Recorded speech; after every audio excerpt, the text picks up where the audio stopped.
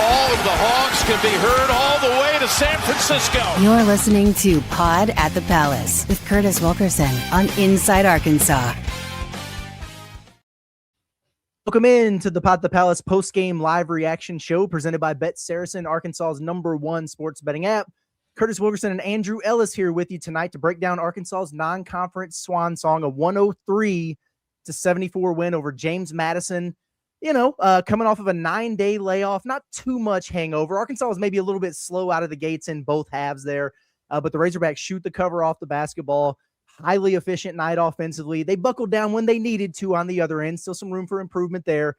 But Malik Thomas snapped the skid with a career night. Boy, that's a good thing to see. And Aiden Kelly put the exclamation point on it with the step-back three-pointer right there at the end, man. You love to see it. It got the bench going.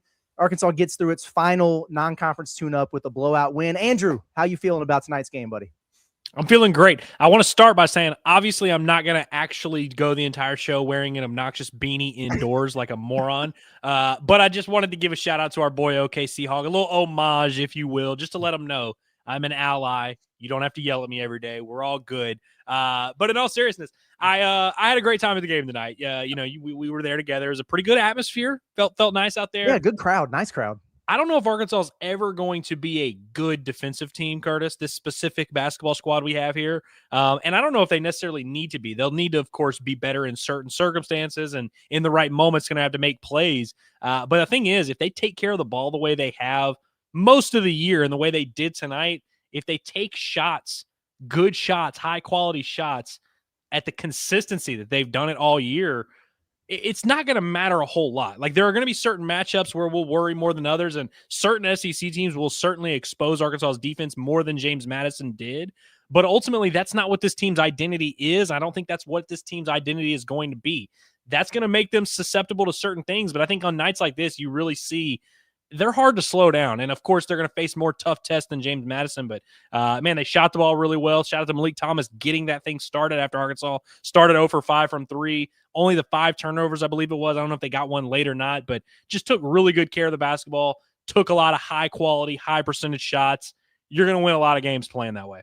Yeah, you definitely are, man. And it is interesting. It's like it's a little bit of a different type of team that we've got to get used to because for so many years here, I might like the other look better, by the way. I don't know. We'll let the people decide. But Arkansas has been so good defensively through this stretch here, you know, since Eric Musselman took over, and we've had the 4 second weekends in 5 years and all that. It's been a great era of Arkansas basketball, but it's been like defensively dominated. And so when you see this team, Arkansas's not bad defensively. They're just okay right now.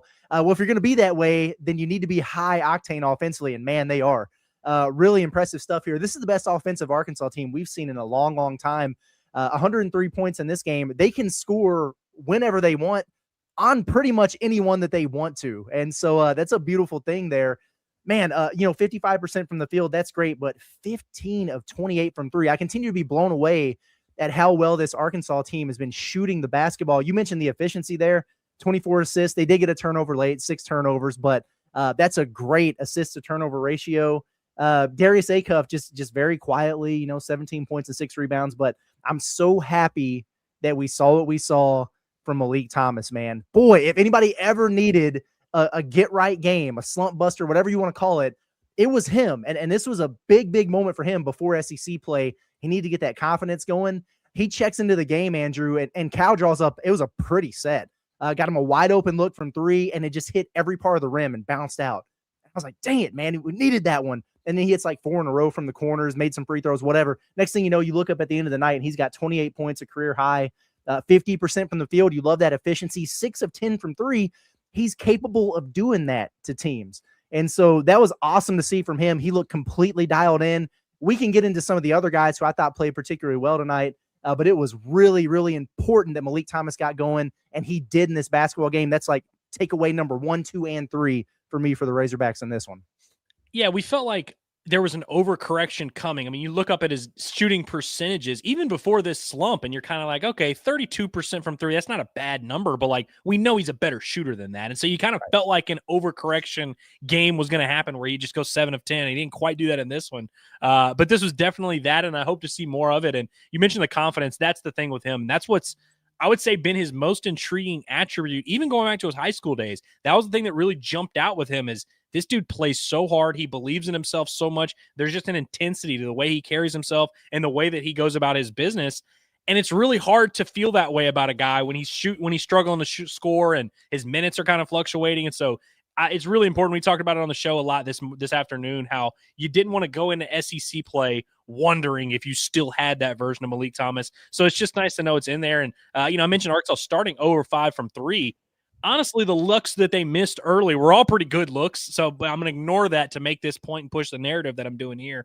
I just think Malik gives a little bit of a different dimension to this Arkansas team.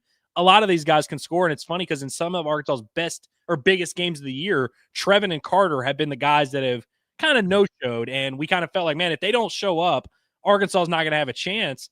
Not that they didn't show up in this game, and I thought Trevan was actually really good defensively, but neither of those guys had a huge scoring day. It's a little bit different when Malik Thomas comes out here with 28. Like, it's just another variable that this team has, and will everyone always play great every game? No, but you just have so many of these different guys that if you're not on your P's and Q's, the defense can absolutely obliterate you. Malik Ewan has proven to be a guy that can completely dominate a particular matchup. Darius Acuff has dominated pretty much every matchup we've thrown at him. Malik Thomas, for all his struggles, is the type of guy that can completely ruin your game plan, and you just rip it up, and you're like, all right, we're out of this one tonight. Like, he has that capability, and it's a big thing to make sure we have in the tank as you get into these matchups where you're going to need all these different dudes to step up at different points. Yeah, no doubt about it. Big for Malik Thomas. It's so funny that, like Darius Acuff, under any other circumstances, you name about any other player in Arkansas history, and you're like, dang, 17 points. He was over 50% from the field. He hit 3 threes, 6 assists, only 1 turnover. What a game. And for Acuff, it's like, yeah, he really didn't even hit his averages in this one. It just shows you how good he's been because he was highly efficient in this basketball game, and that was good to see. DJ Wagner, another one we got to talk about here. Maybe not on the Malik Thomas range, given the slump that he was in of like guys you really want to see have a big performance before you get into league play. But DJ is going to be a critical part to this basketball team on both ends of the floor. And it's not just the 14 points for me. It's not just the 4 assists and no turnovers. I would love at some point to see him make a layup. I cannot remember the last time it happened, but he went 4 of 5 from 3. That's big time, man. But I'm waiting for KenPom to update the stats here so we can kind of look at the differences in percentages coming into the game and after. But DJ's probably pushing 40% from 3 now, and it's on some pretty decent volume. And so if he can give you that as like your, third, fourth, sometimes fifth option out there on the floor, that's huge. It was really good to see him get going. He hit one from like NBA range out there, deep range, deeper than I've seen DJ take some threes in the past, but another confidence builder before we get into a big one on Saturday.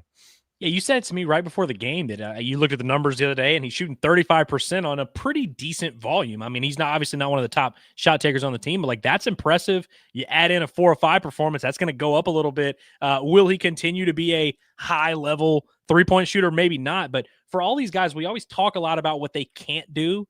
I really appreciate someone who knows what he can do, and you really don't see DJ Wagner. Occasionally a missed layup, occasionally he'll miss a 3 when it gets kicked out to him, but you don't see too much of him doing things he can't do.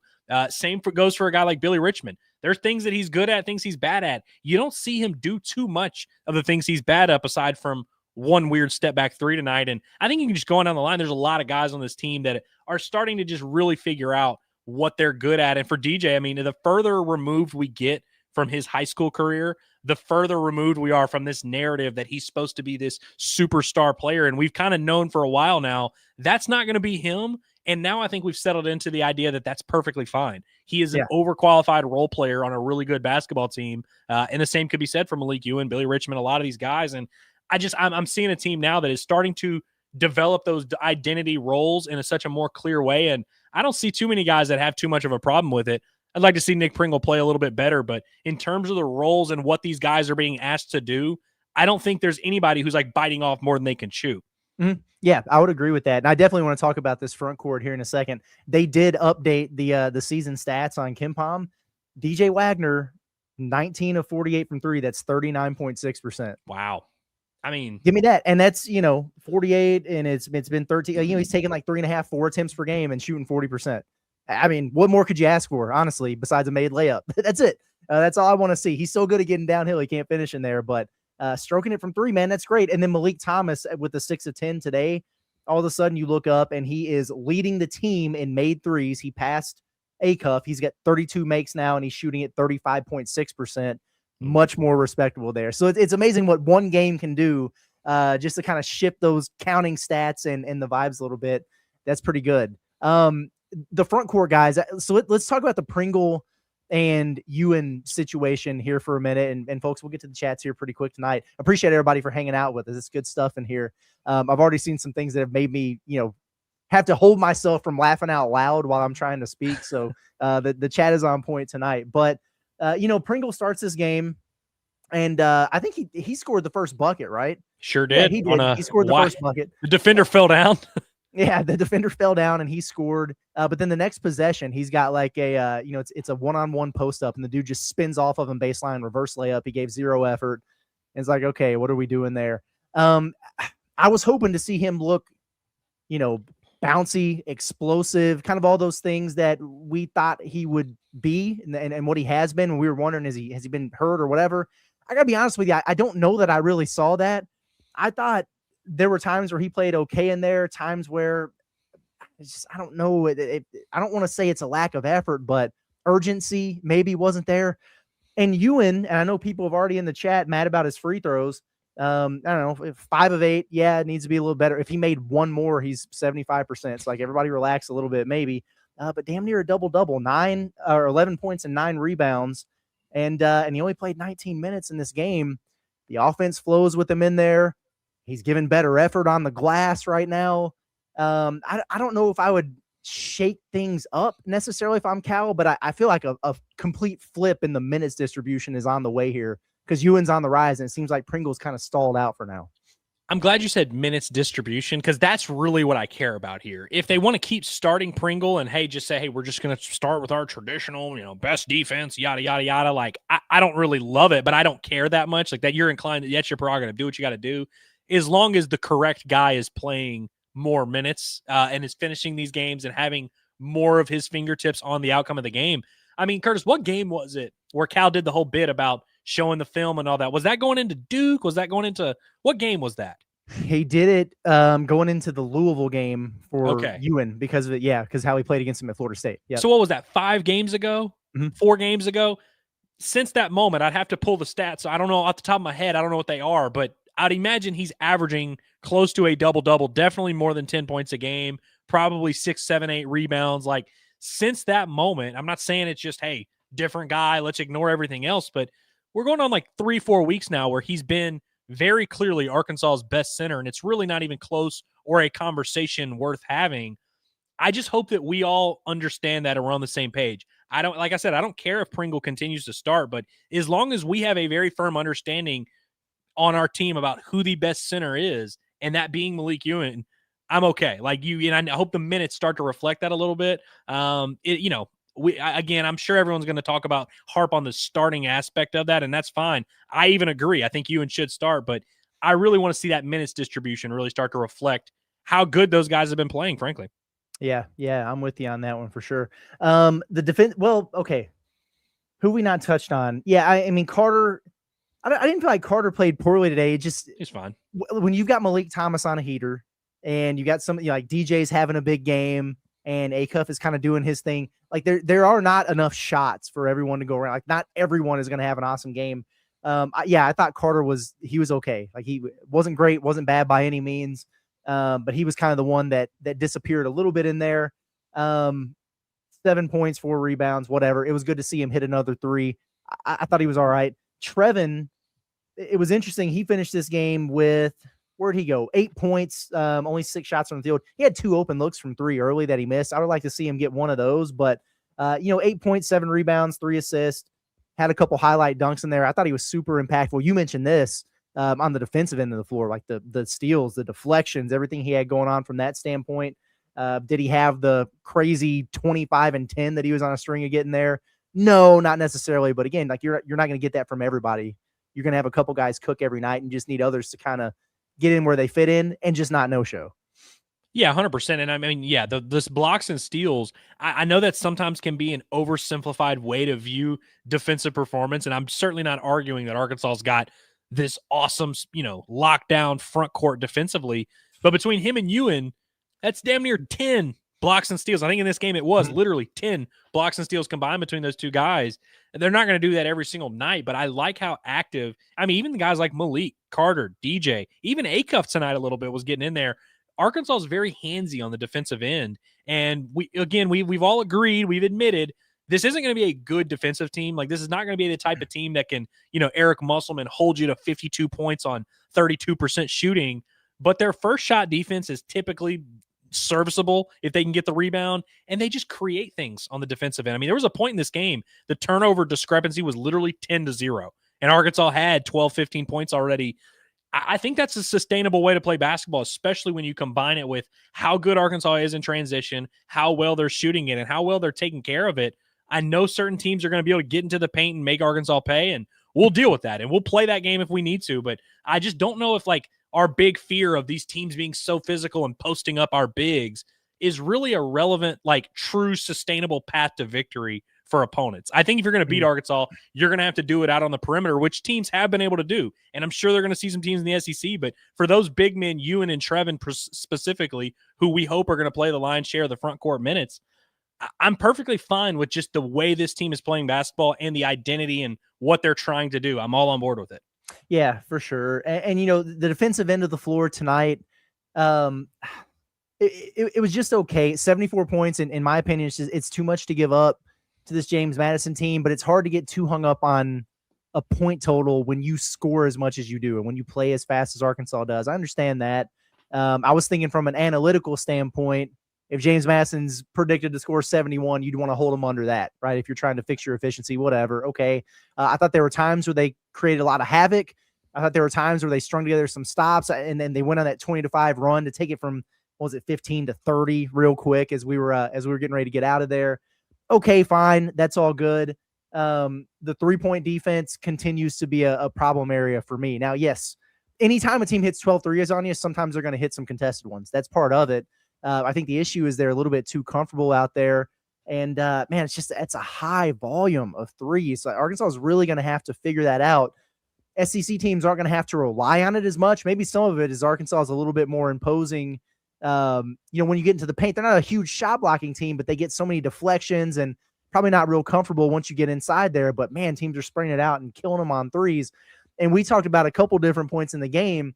It seems like any time there's a broken play, it ends in Arkansas giving up a three.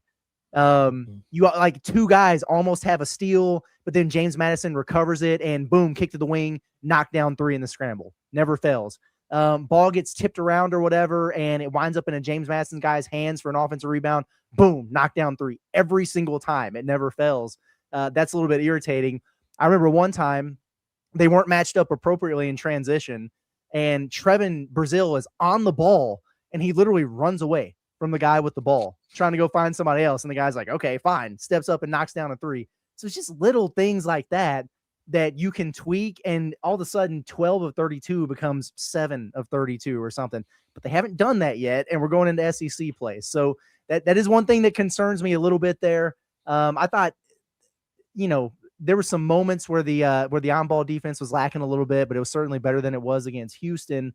The beginning of the second half was the only time that I was really getting frustrated. I think they made 10 out of their first 12 shots, and they're rattling off a bunch of threes. You're just trading baskets. All right, let's lock in a little bit here. Eventually they did, and they pulled away and won by 30. I think you tweeted it, you were like, man, all it took was 3 minutes of Arkansas really just kind of getting in their shorts and be like, hey, we're going to play defense for a few minutes here. Just this little 4-minute segment. Let's really get after and try to defend. And that was the end of the game. And obviously the game was never in hand, but it completely, shifted the tide.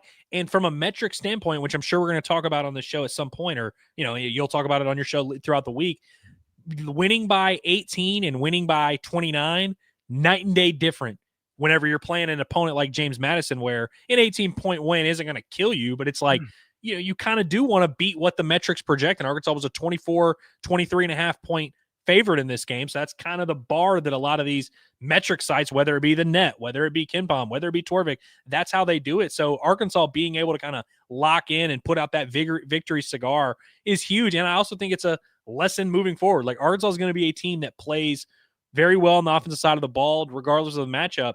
All it's going to take is a few steals here, a few stops here, a few little 4-minute stretches where you lock in. And hell, there's going to be some matchups like the Texas Tech game. It might not be to the last 4 minutes of the game, but if you get those stops when they matter, you win a basketball game. Like, that's a big lesson for this team to understand, of like, it's always there in front of you. We know you guys at times can lock in and do what you need to do. And I get it. It's hard. It's easier said than done to be like, just play great defense for 40 minutes. Like, obviously you're not going to do it, but I hope they at least know they had that in their back pocket, that if you lock in and play defense and don't turn the ball over, all of a sudden the ceiling is the roof, as Michael Jordan would say. Yeah. And I think we also, we look at this team obviously, and it's elite level athletes, and you got a ton of length, and they should be better on that end than they are. And I had some people on, on Twitter. I had one person DM me and it's like, you're nitpicking. You're being too critical. It's a 30-point win. Don't worry about the defense. Well, the metrics do matter. And after this basketball game in the update, Arkansas moves up 3 spots. They're 17th in offensive efficiency. They moved down 7 spots for tonight's defensive performance. So now they're going to go into SEC play. They're 57th in defensive efficiency. Does it matter? You still got to go play the games and go win them. Sure, that's all fine and dandy, but because of some of the things that happened there, you are now looked upon worse on that end of the floor than you were coming into the game. So it is what it is. And so if people want to know why, how is Kentucky ahead of Arkansas at KenPom? Why is St. John's ahead? Well, it's because you have an elite offense and an average to below average defense based on these computer models. Well, and frankly, we just watched Arkansas give up 185 points to Houston. You know what I mean? And so we came away from that game pre-Christmas being like, man, Arkansas's got real issues defensively. This game isn't necessarily an example of that horrible defense, but it definitely didn't do anything to dispel that narrative. Or going into SEC play, going into this Tennessee matchup, I'm not more confident in Arkansas's defense than I was 24 hours ago. But like I said earlier, not necessarily something that I'm judging this team based on, because I don't really think that's their identity. But if we are going to evaluate it for what it is, tonight definitely wasn't a good defensive performance.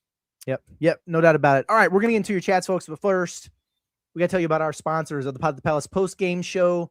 It's Bet Saracen. Did you guys get any of your picks right in this basketball game? It's crazy. Leak had the breakout performance. He couldn't get the 4 rebounds that needed to come with his prop there. So good job, guy. Nick Pringle was a made free throw away from hitting his, so I didn't have a whole bunch of luck tonight. Hopefully others did.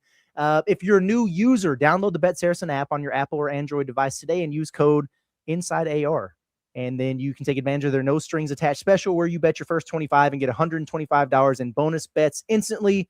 It's Bet Saracen, Arkansas's #1 sports betting app. All right, let's get into the chat, see what we got going on here. Appreciate everybody for hanging out with us. We got some new members, I see. Oh, that's cool. Shout out to some of our new members in here. Beef Cheeks, I like it. Gary Jackson, love it. We met Beef Cheeks, Ben right? Thomas, did we? Somewhere. I feel like I would remember meeting a beef. I'm like 70% sure. Beef Cheeks, confirm or deny, but I'm like 70% sure we met him. Dre, still in Utah? Dre says, how about make a 3 from John Calipari? He probably was saying that at the beginning of the game. They missed their first 6 or whatever. He was definitely saying it, all year last year. What a luxury it is, Andrew, to have a team that you can just shoot the rock, man. 15 made 3s in this game. And it wasn't an aberration, like it wasn't an anomaly or anything like that. They do this now regularly where they hit 11, 12, 13 plus 3s. And they've had some big 3-point shooting performances against good teams too. We talked about how much you might need that if you're not playing great defense, but it just changes the dynamic. And it's honestly a lot more aesthetically pleasing when you can just make some jumpers, man. Sign me up. I mean, you remember those must teams, and it's kind of weird to say this because some of those must teams had some of the worst losses you can even imagine in human history. But once they got into March, they had such a high floor because of all the things they did well, but they really didn't have that high of a ceiling, frankly. Mm-hmm. Like I like all those must years. You can't. It's like they got as much meat off the bone as they could have. They went as far in the tournament as they could have. This team very well could get popped in the first round, like very, very possible they run into a team, a mid-major that really knows how to move the ball offensively, and they just score 90 on them. Like that is a real thing that could happen, but this team has a lot higher ceiling than pretty much any team I can remember in my lifetime, frankly. Yeah, it's been fun to watch, man. The student section says the Lethal Lightskins came in and didn't miss. Who all is comprised of the Lethal Lightskins? I guess Aiden Kelly. He's the he had the big one. Did Jaden hit a three? Jaden didn't take a shot. Sealy didn't take a shot. He was 2 of 2 from the free throw line. So I guess does Elmer count as a Lethal Lightskin? Who? Elmer Savage, yeah. Yeah, I mean, but I guess that's what he means by didn't miss. They didn't take shots. That's funny, man. Hairless Hog says, you almost got your 30-point Thomas prediction. Yes. And you could tell he was kind of gunning for it. That was like an NBA type thing at the end of the game. It's like, you need one more bucket, just make one. They left him in a while, too. Yeah, yes, they did. 28, I'll take it, though. 28 points in 27 minutes. It's not too shabby. He predicts the Hogs 85, Tennessee 72. Wow. That would be big. And I would not be surprised at all to see Arkansas score 85 points, even on this Tennessee team. After some of the things that we've seen, holding them to 72. And I don't think they're particularly explosive offensively, but I don't know if Arkansas is there right now. We'll see. I think they're going to win. At home, I think they're going to win the game, but I hope that it's as smooth selling like you say here. I have a feeling it's going to be coming down to the final possession. Yeah, that boy Nate Amen's going to look like Kevin Durant reincarnated over there. Man, he's going to be knocking down shots from every which way. He won't need to dunk the ball. That's going to be irritating. He'll be like Larry Bird, below the rim dominance. I wonder how he did tonight. I think they played tonight.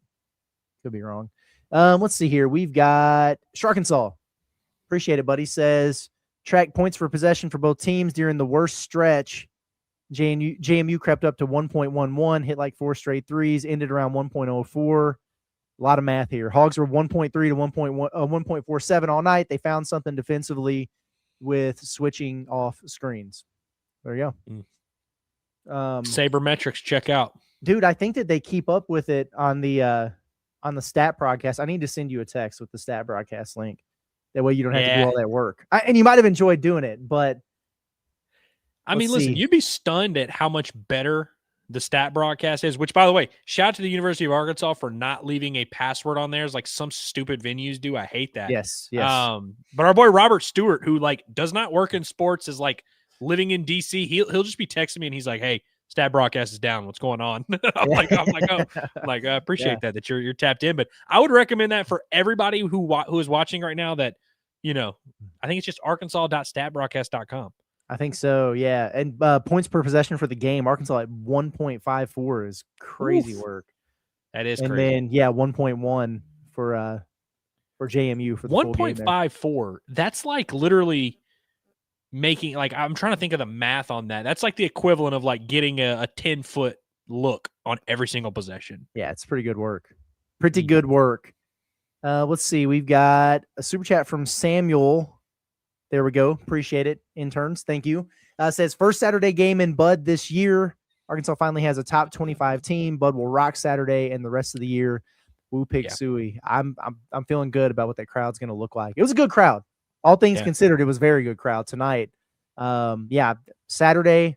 What time's it? Tip's kind of weird. It's like 2:00 or something. I have no idea. I think it's a 2 p.m. tip on Saturday, but still, that place should be buzzing for this one. We felt good when we got into the arena. Well, it was like 6:10, that we were getting in there for a 7 p.m. tip. And like, we had to stand. I mean, we were standing out in the cold behind a lot of people just waiting to get in, like just a line to go through the metal detector and all that was pretty long.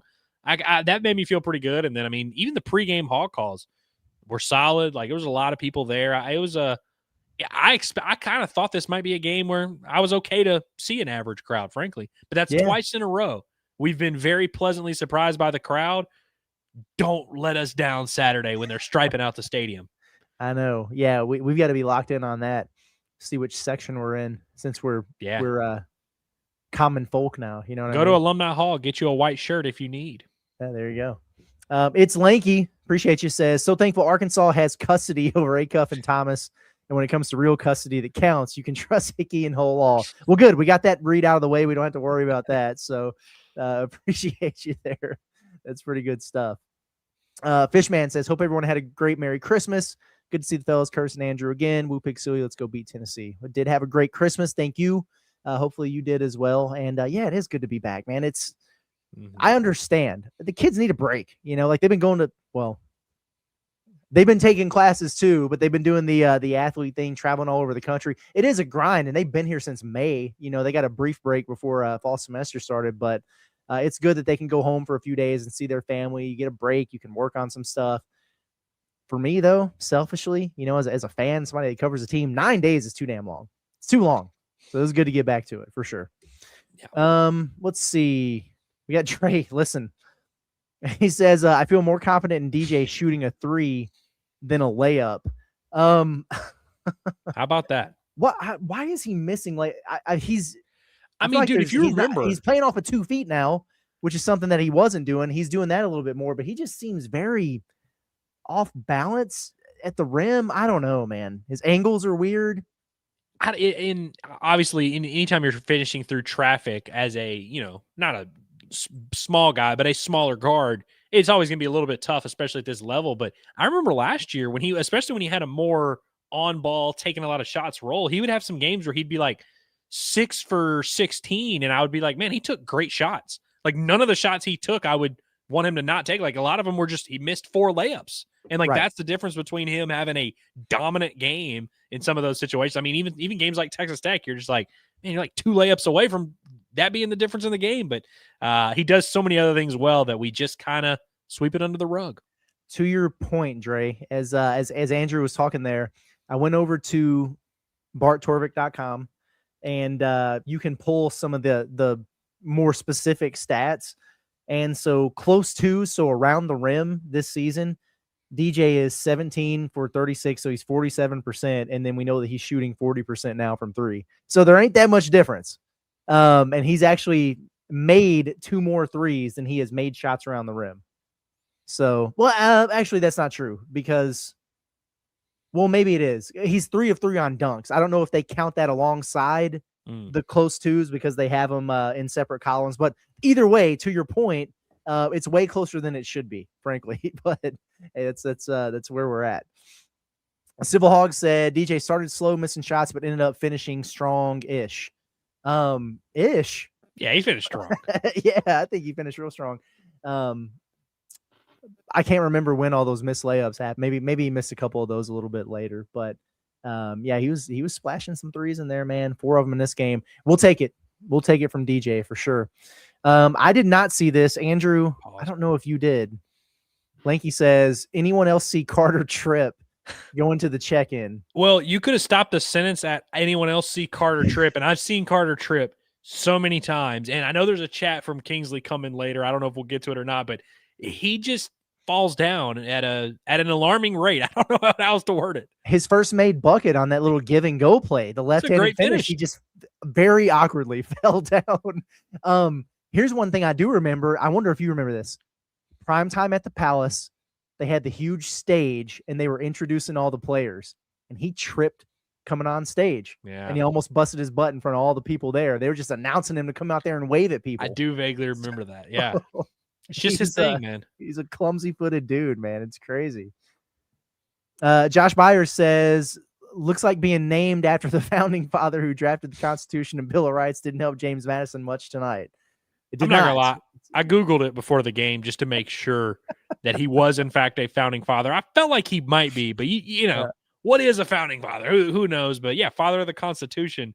But yeah, shout out to James Madison. We were talking about this also because I was thinking, I almost said out loud, they wouldn't name a university after him if he weren't a founding father. But then you started thinking about it, and it's like, George Mason, that ain't no damn founding father. Robert Morris, ain't no founding father. There's like all these random universities. So honestly, James Madison's one of the better ones. By the way, producer John in the background, he's getting us some clips from the press conference. We'll share some of those in a few minutes. We will not stop this show until we get the clip that John is waiting to get right now. John Calipari is 5 minutes and counting deep in a rant about the Baylor situation. Oh, I love it. The pro kid coming and playing for Baylor. So he's teeing off on it. When we get the clip, we will play it at the end of the show. We'll keep talking about the game right now, but I am looking forward to that one for sure. OKC, who I don't believe was on the show in the beginning, maybe. I don't know if we determined that or not, but he said, Acuff is the most consistent Arkansas scorer and facilitator I have seen in my lifetime. How old are you? Almost like SGA, consistent Brazile and Knox, be more consistent. I guess he was saying he's as consistent as SGA. Yes. Period. And Brazile and Knox need to be more consistent. Yeah. Gotcha. Sure. It's a little bit odd to me at how much Black Trevan has been catching in this chat tonight and just in general lately. He didn't have a great game against Houston. He was in foul trouble there and didn't get going in the second half, but he's been largely great for Arkansas this season, and he has had some massive performances in big spots. I really am not directing much frustration towards Trevan, I don't think, personally. I know you're going to do player grades and you're going to give him a grade and all that. I'm not trying to influence your grade, but I will just say, I would say Trevan was closer tonight to being very good in this game than he was to being bad. I know he didn't score a ton, only had 8 points. I think he took 6 shots, like you said. He was really good on the defensive end, and it's not like he missed a ton of shots. He missed those 2 open threes early, and that was kind of the extent of his struggle, I would say. For like the rest of the 35 minutes, he was, I would say, very effective in this game. Right. And again, had he have taken 12 shots or something this game, then we're not talking about Malik Thomas with 28 points. We're not talking about DJ Wagner hitting 4 threes. Yeah, he didn't really have the counting stats. I didn't get the sense that he struggled all that much. And I understand, like, I think part of it is because people, and this is fair, and I agree, like, Trevan playing well usually coincides with Arkansas playing well. And like they're very hard to beat when he's rolling. But I don't know if that means we can just roll him under the bus every time he doesn't have a double-double or something. I thought he was okay. So I don't know. Anyway, let's see. Another super chat here. NWA Sportsman says, thanks for stopping and taking a quick pick with my son, Benjamin. Yes. His second game, and he was excited to get a pick with the guys. Dad watches on YouTube. That was very cool. We appreciated it. You may have been more excited than Benjamin was. That's okay. First game was Louisville. That's a heck of a first game to bring him to. But, yeah, that was very cool. We appreciate you stopping us and saying hi. Yeah, you know how it is when you're a kid and it's like you might watch Spider-Man on TV, but then when you see a guy dressed up as Spider-Man, you're like, okay, I'm kind of freaked out by this. He had that look in his face where it was like he kind of knew us, but he was like scared of us a little bit. I don't know what it was, but we definitely enjoyed that. And shout out to the guys at Taco and Tamale who took a picture with us as well. Yes, and to the young man who said we listen to you guys in the shower with the volume on full blast every day. Great. Love that. Glad to hear it. Glad to hear it. Love that. That's good stuff. Hey, folks, we appreciate our partners over at OZK Insurance. We know nobody wants to deal with the hassle of shopping around, and that's why we use and recommend OZK Insurance to take care of all that for you. They're based right here in Arkansas, and they shop multiple carriers to find the best coverage and price for you, whether it's home, auto, business, you name it. Whether it's Saturdays at Razorback Stadium or everyday life, you want protection you can count on. With over 600 5-star Google reviews, you can count on OZK Insurance. Get a free online quote today at ozkinsurance.com or call 479-715-4200. That's 479-715-4200. It's OZK Insurance, protection made simple. Okay. So we have some more chats that we definitely want to get into. I want to get into some of these clips from Cal. We're going to save the 7 minute. It's a 7-minute rant, by the way. Until the end. I'm very intrigued to hear about this, but we got a couple here from Cal just on, feel for the game. Apparently DJ Wagner was a little bit tired. So we'll play a couple of these rapid fire. We'll get into a few more chats and then we'll end the show with the pros coming back to college rant, and we'll laugh about it and then we'll all sleep good tonight. First one from Cal. All I see is it's titled DJ and being tired. You just got to keep getting more confident. You can't have one play. Like I told one of the guys today, you put your head down after a missed shot, I'm taking you out. So figure. Who do we think that was? Leak? He's not really that guy, though. You talking about Thomas? No, I don't think so. Carter? Carter or Trevan, maybe? Maybe. Anyway, okay. that out. And I told him all today, my will is stronger than your will. It is. I don't care what. If you think your will is stronger than me, go ahead. Now you're going to have a strong will from the sideline, but I'm telling you how I want you to play. And if your head goes down, your body language kills the rest of us. Just play. We had great practices. We had a great shooter on. Just play. You don't have to, I can't miss. I missed a layup. What? Who cares? This is a ball game. Have fun. Why are we talking about missed shots? I now think it's DJ, by the way. It might be. Since he specified miss layup. Yeah, that must be it. By the way, it just reminds me real quick. The whole tuck your jersey in, Malik, I'm subbing you out of the game as an official because you won't tuck your jersey in. That was one of the stupidest things I've ever seen. That was bonkers, and it went on for it wasn't like the entire game. It was just like a 3-minute segment of the game that was just dominated by weird ref stuff. He also made some guy, I don't know if he had blood on his finger or what, but they just, for 3 minutes, the refs were like, we're going to just make this about us for a little bit here. That was crazy. We had to bring that up. Billy just straight up told him no when they asked him to tuck his shirt in. Yeah. And then at one point he tucked it and then just straight up untucked it right after he tucked it. Which, by the way, does drive me nuts. If I get it, you don't want to keep your shirt tucked in, just do it for the official and then, you can untuck it later or whatever. But it's just for a second, tuck it in. He was very bothered by it. He wound up doing it. Cal was like, just tuck it in or whatever, but he couldn't stop messing with it. Maybe he's just not comfortable with it tucked or whatever, but figured out. That whole situation was really weird. Anyway, back to this clip. So, and then we got a couple other guys that the fight that you got to have without fouling, the energy you got to play with, they're still learning. And I said, I'm not backing up. I'm not backing up. If you're not going to get out there and fight, sub yourself because you're tired. Let somebody else play. We got enough guys. I was happy that we were able to play Isaiah today. You watch and you say, he got a chance. He really does. But he walked in the game, he gave up a 3 to start the game, right as he walked in. Come on, man. We worked on how we were going to play that stuff. He's got some of that stuff to do, but I'll tell you, his instincts, I'm loving it. Love it. I love how he just smacks his lips. When he's done saying whatever he's going to say, there's no real conclusion. He just goes, and then okay, all right, next question. Got it. That's pretty good stuff there. I think this next clip is on, looks like maybe Arkansas's offense and hitting a bunch of threes. Then we'll hit some chats and we'll get into this rant. I can't wait too much longer. Yeah, but what we do better than anybody is sprint up the court and lane touch, which is why you get threes. Now, if you're just standing there on the perimeter, just shooting threes, you know what you never get a chance to shoot? Free throws. You're not getting any free throws.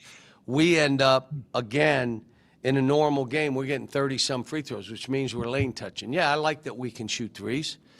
But if you think my team's going to shoot 38, 45, 50, we're going to play basketball. And that means you're going to get to the line. You're going to shoot a high percentage. You're going to have low turnovers. I mean, that's how we play basketball. Hopefully defend better than we've been defending. There it is. Listen, that sentence, that last two sentences, we're just going to defend without fouling and, hope we do enough defensively. It's right. Yes. Let's see here. Just a handful more chats. We appreciate everybody hanging out with us. Robert Boyd says, I legit thought Thomas was going for Rodney Clark tonight to become the all-time single-game scorer in Bud Walton Arena. Heck of a night.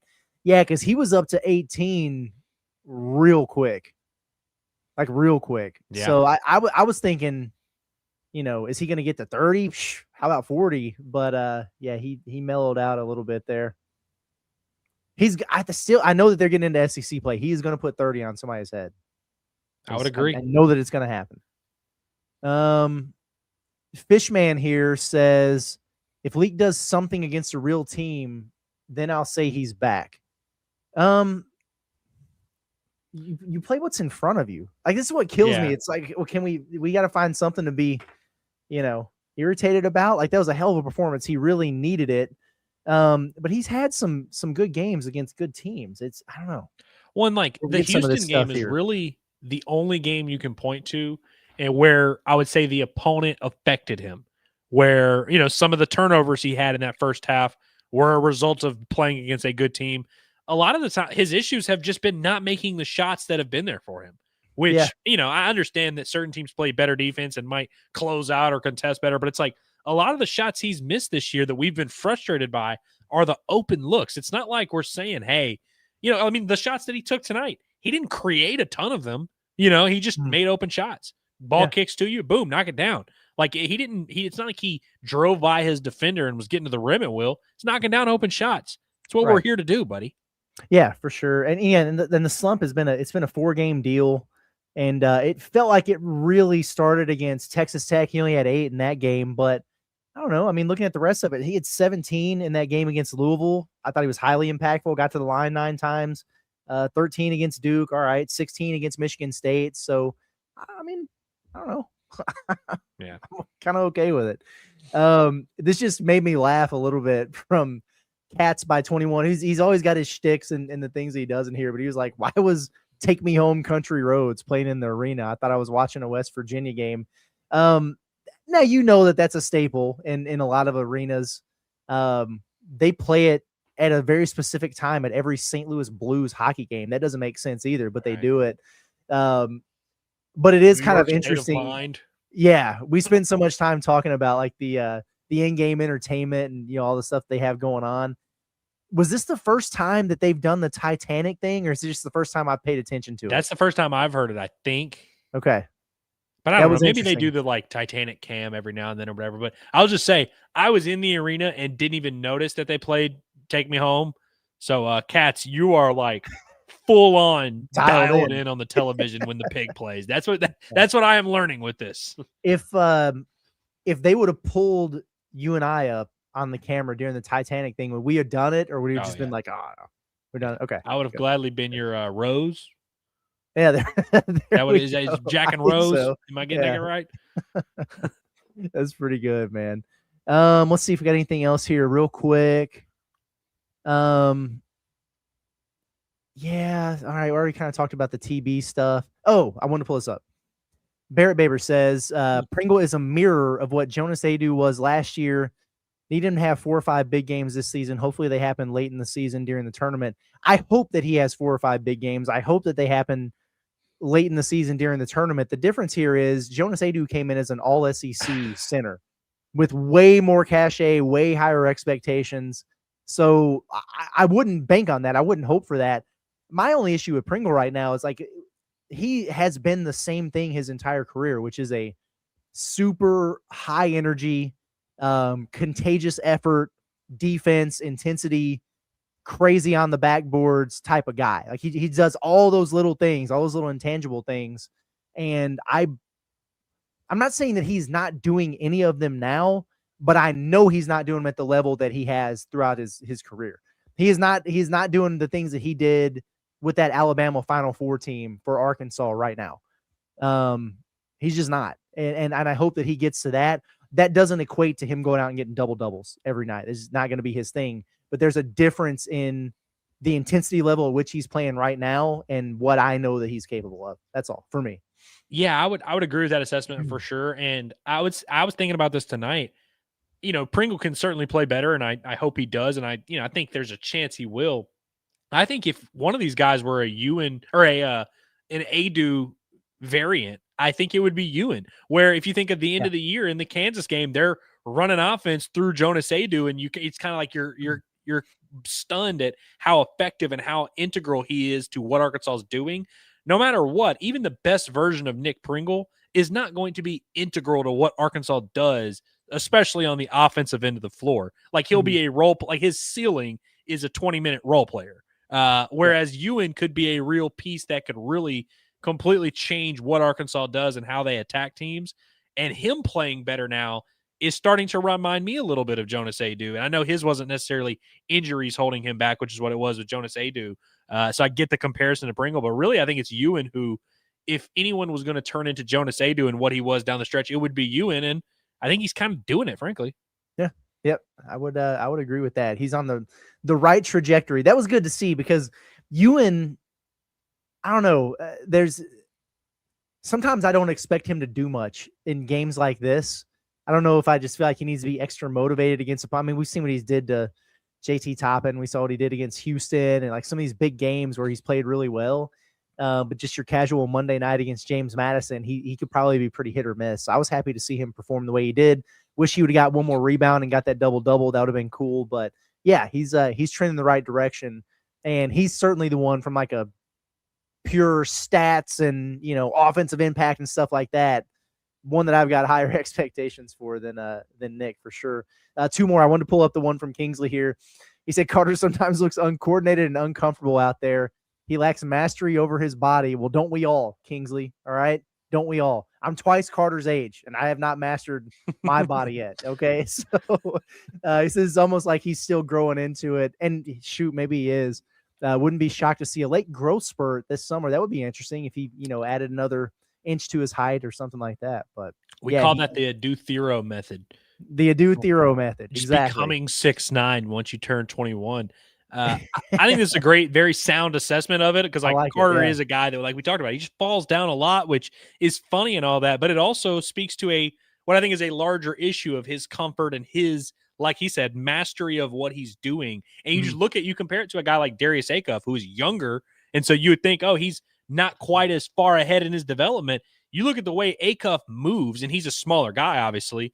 And, not even that he's a better athlete, but he just is way more in control of his body, and his mind and body are just in sync. And he just doesn't really get sped up or slow down at a weird rate. Like, he just knows what he's doing and is in full control. Carter's not in full control, which is, something he needs to work on. But it's also just a lesson that these guys are never finished products. And sometimes you might have a guy who's a sophomore who's nowhere near his ceiling, whereas you have a freshman like Acuff, who I'm not saying is about to hit his ceiling, but he's way closer to being a finished product as he's like 80% of the way in his development, and Carter's like 40 to 50% of the way of his development. And he's still an effective player. Just shows you how much this kid really does have to grow. It reminds me a little bit of Jordan Walsh, frankly.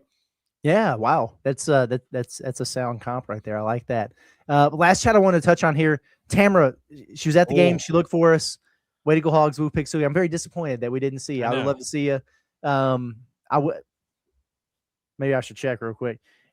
If you didn't shoot me a DM, I wish you would have. And if you did, I'm sorry that I didn't see it. But we would love to see you. Let me pull it real quick. I don't think she did.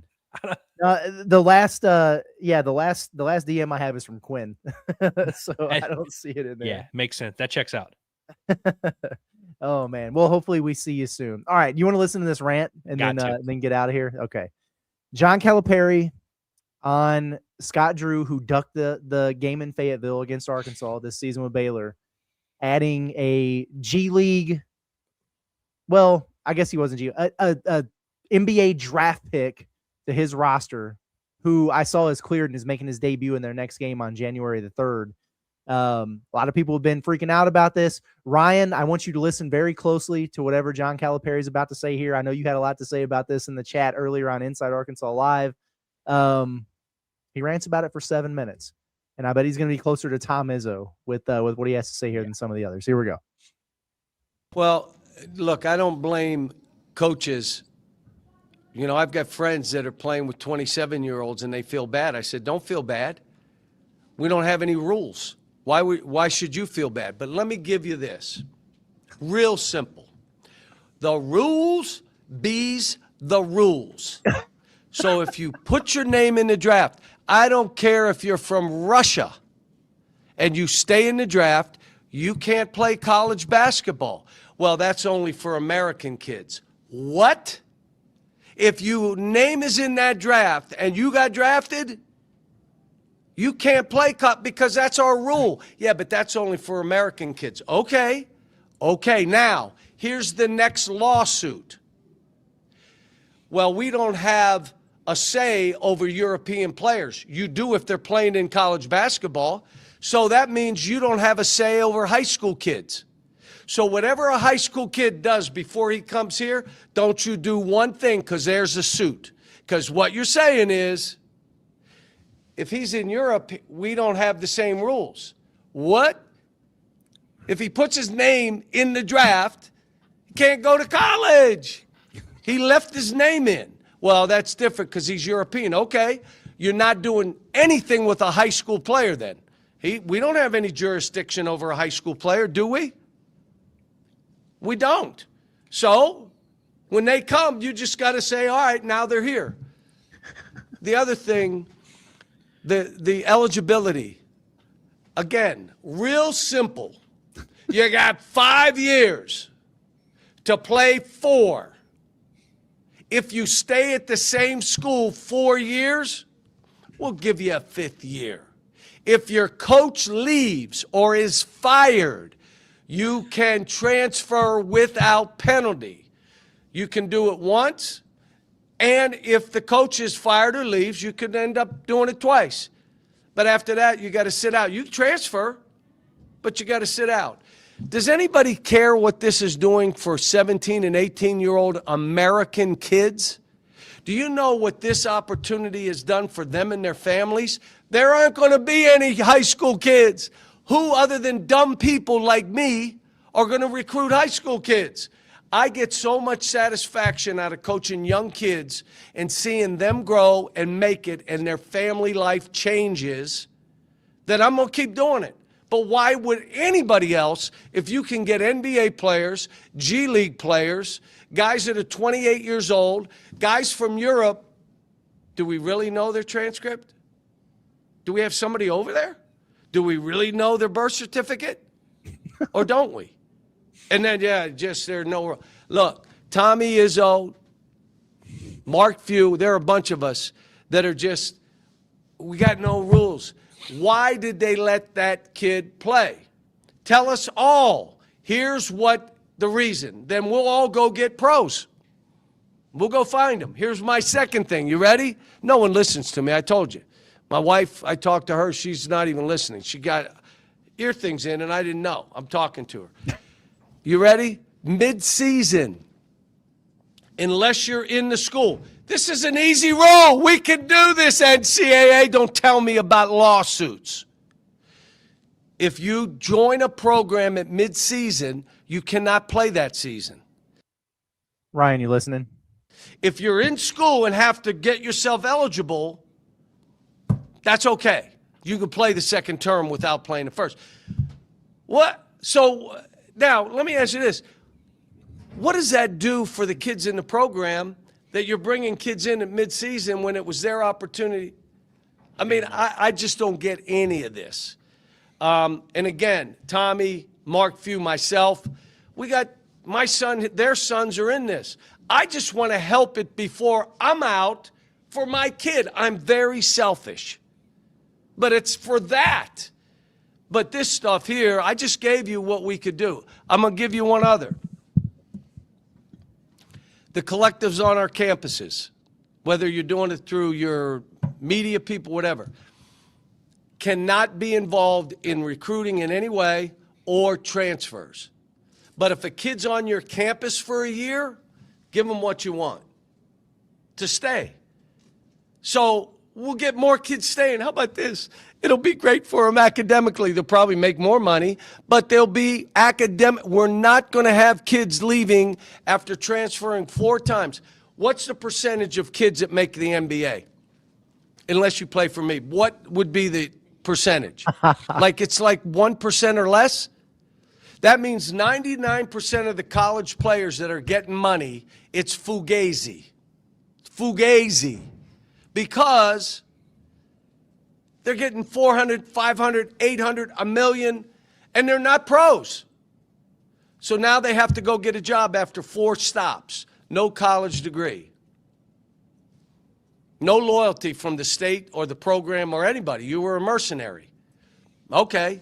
Now you got to go get a job. I don't care what a kid makes. It doesn't. But I do care what we're doing to young people. If all these kids could make $4 million, I don't care. But what we're doing by letting them have transfer at will, transfer once. Coach leaves, you can go twice without penalty.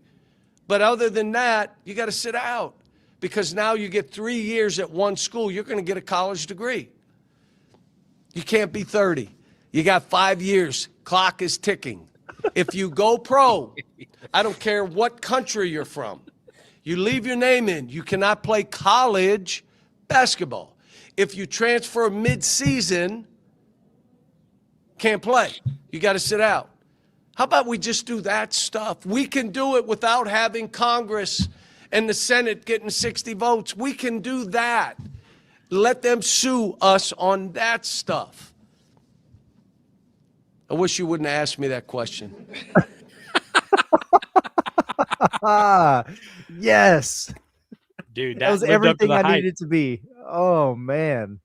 Can I just say, Wow. I'm not going to, Curtis, I know we're going to tomorrow. Yeah. You know, we'll get on Inside Arkansas Live. We'll do Yep. the whole rant. I'm not going to give my full response to this. All I want to say is he is talking about the James Najee Baylor situation, which we all talked about and we've discussed. People are going to draw a line and think he's talking about the Flowers situation, about the kid who's literally playing in the NBA, and to start talking about all these different, just go get NBA guys. Everyone's doing it. No one's doing it. No one college team in the history of college basketball has plucked a person from the National Basketball Association and gotten them eligibility. That has not happened. And the Najee situation, which he's talking about, is also not an example of that. This guy never signed an NBA contract and was never playing in the NBA. And so it's like, I just want people to remember that before you formulate your stupid opinion. Understand that he is adamantly against the Najee situation, which we can have a discussion about. This is not about the going to get NBA players that Joe Tipton lied to you about. That is never happening. I just want to say that. Yeah. Wow. But God, he killed it. He had a That was lot to say there. I love how he started with the rules, bees, the rules. Yeah. That was pretty savage. The what percentage of these guys go pro unless they play for me? What man, oh man. That was impressive stuff. Also, I'm all right. I'm sorry, Ryan. You're out of here, dude. You're intentionally dense. You are banned from Inside Arkansas, buddy. Like, I'm sorry. Like, we've given you 900 chances, dude. You just always do this crap where you're intentionally dense. Oh, well, what's the difference between the NBA and the... Because it's the National Basketball Association. Like, do you not understand why a guy who plays in the NBA can't play college basketball? If you need us to explain that to you, then we're all wasting our time here, frankly. I don't know what else to say to you, dude. Intentionally, if you will.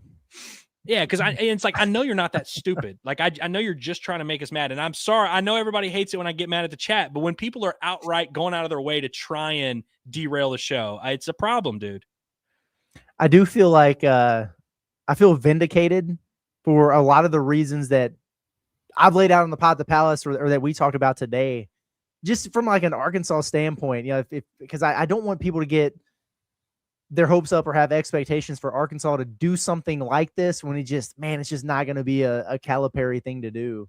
And it's for all the reasons that he laid out there, man. Clearly he's very passionate about it. But it is funny. He was like me and Tom Izzo and Fewey over at Gonzaga. It's like the old heads they're drawing a line in the sand, man. It's crazy. Well, and like you've always said, it's like if you have your opinion and you say, hey, I think Arkansas should add a guy, that's an argument you can make. And that's an argument we will listen to. All you've said all along is that it's not going to happen this year. Like, if you're, trying to formulate which, Arkansas big man they're going to bring in, like, it's not going to happen. Like, Cal's not going to add a guy mid-season. And if you want to say, hey, that's the wrong decision, I think they should do it, we can at least have that argument. But it's like, all you've said all along is that it wasn't going to happen. And clearly, if you listen to that man talk, Arkansas is not about to bring some guy from, Slovakia, let alone the NBA, over to play for Arkansas. Yep, for sure. I don't think I have anything else to say. I don't think I have anything else to say either, Curtis. I do feel bad for being mean there, but I do feel like it He'll be all right. This was not just this is not, because everything, the rest of the chat's been awesome. We've had a great time interacting with fans. It's great, but Man, we've been doing this for hours, man. It's just tough. He'll be all right. He'll be back. He gets it. He knows. We had a good post-game show. We did have a good post-game show. It was a good time. I was pulling up some of your super chats as you were in there. But he right away, and we understand your sense of humor. He's like, we need to recruit Wemby. Yeah. But that's some of the stuff that is cracking me up. It's like, yeah, Arizona's just got to go get LeBron so he can play with Bryce. And this stuff is crazy, man. But yes, and I agree. Like unless you play for me, that was savage. I absolutely love that, man. But good stuff there. Anyway, Arkansas did beat James Madison tonight by many points, and they hit 15 threes, and Malik Thomas is good at basketball again. These are all facts.